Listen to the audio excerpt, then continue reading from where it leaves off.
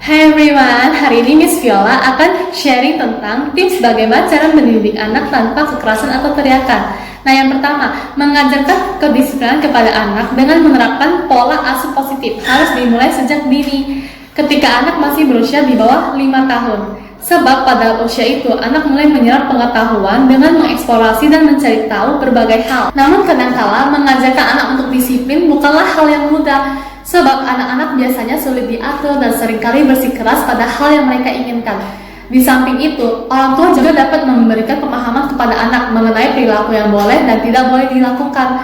Nah, selain itu, orang tua juga bisa memberikan contoh nyata, sebab anak akan melakukan apa yang sering dilihatnya. Menanamkan nilai-nilai tersebut juga dapat berupa buku cerita, video storytelling, atau menonton film singkat mengenai kebiasaan baik yang bisa dicontohi oleh anak-anak.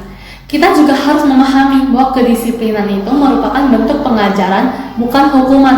Jika anak melakukan kesalahan, janganlah orang tua langsung menghukumnya.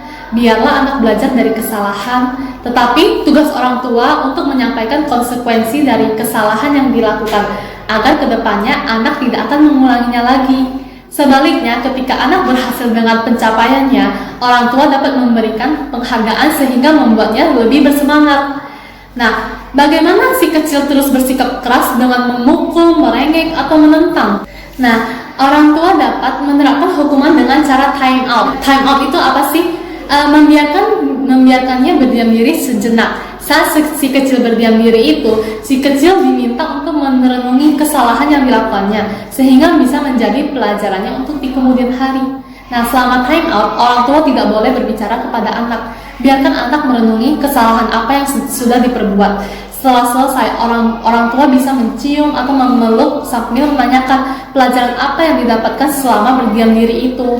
Nah, secara perlahan sehingga anak dapat menyampaikan keluh kesahnya. Di samping itu, orang tua tidak boleh terlalu sering menerapkan time out. Misalnya ketika anak memukul atau berteriak pada orang lain. Jika orang tua mendisiplinkan anak dengan cara kekerasan, justru ini menimbulkan trauma kepada anak. Nah, selain itu, daripada melarang anak untuk melakukan ini itu, lebih baik dengan menyampaikan konsekuensi dari tindakan yang dilakukan sambil terus mengawasi. Nah, dengan demikian, anak belajar tentang sebab akibat. Jika dilarang, yang ada anak malah tidak berani untuk belajar. Masa-masa di saat anak ingin belajar dan mencari tahu mengenai berbagai hal. Terima kasih. Sekian sharing tips dari saya. Thank you all for your attention. Goodbye and see you.